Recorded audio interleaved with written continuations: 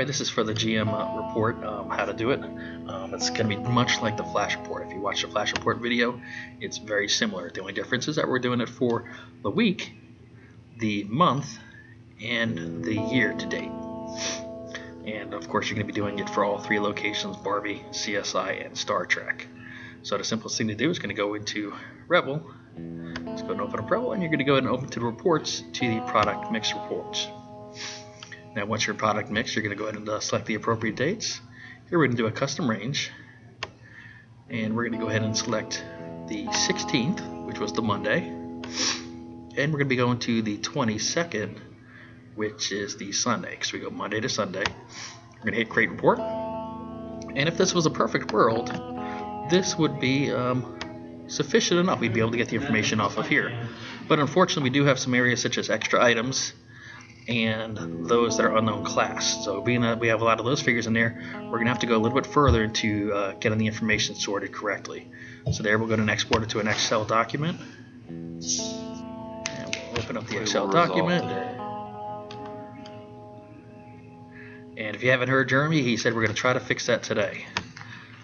But it's still going to be a headache. Alright, so the best thing to do is to go ahead and select all these columns and just separate them, and then we'll only need the field. So if you want to just get some of these fields out of the way, make things easier, that'd be perfect. You just delete them.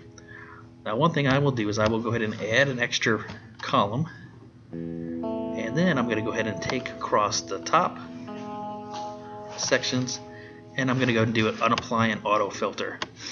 Now the filter will allow me to selectively select items inside the column, which makes it easier for sorting.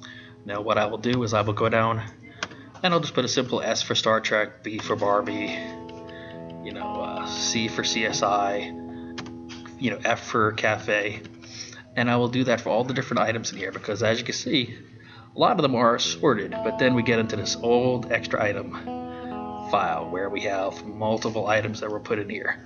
That's where it becomes to be a little bit more of a tedious process. So after we get all these items sorted as to what they should be, then it's a lot easier to use the filter and to choose what particular column you want to work with. So for instance, if I wanted to work with Barbie, I would just choose the B, because that's how I'm sorting it, and then I could easily separate the photos, the merchandise, the ticket sales, and then go ahead and calculate the totals, which I would go ahead and apply into the Excel spreadsheet portion. Now I'm going to do this for the week ending, and what I did right here is originally this was 315 right in this column right here.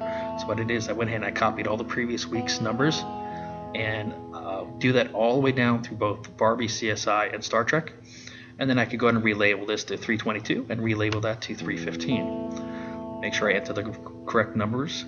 In the areas where it has the purge caps, you can ignore these fields. There's already a formula in place, so we'll go ahead and figure that out automatically. After we do the weekend, we're going to go ahead and do the month to date, and then we'll do the actual year to date. Now the items as far as the prior year and the prior month to date, don't worry about that. I'll go ahead and fill that out at a later point.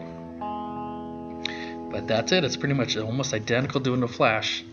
It just has a larger degree of cells that you're going to have to sort. Okay, let me know if you have any questions.